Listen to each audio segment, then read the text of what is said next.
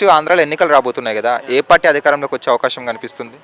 నా పర్సనల్ అయితే చంద్రబాబు నాయుడు వస్తారని అనుకుంటున్నాను అన్న. ఎందుకని బ్రో? ఎందుకంటే జగనన్న వచ్చాడు, ఏం చేయలేదు, నాది ఆంధ్రాయే. సో అక్కడేం లేదు కాబట్టి నేను ఇక్కడ హైదరాబాద్కి వచ్చేసాను.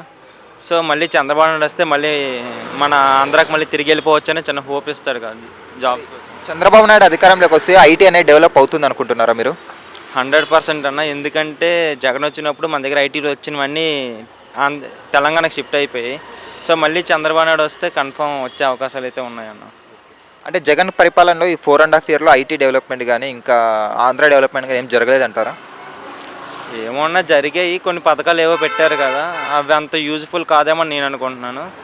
దానికన్నా చేతికి డబ్బులు ఇచ్చే కన్నా స్టూడెంట్ల కింద టీచర్స్ని రిక్రూట్ చేసుకుంటే బాగున్నాయేమో అని ఆ డబ్బులతో నేను అనుకుంటున్నాను పర్సనల్.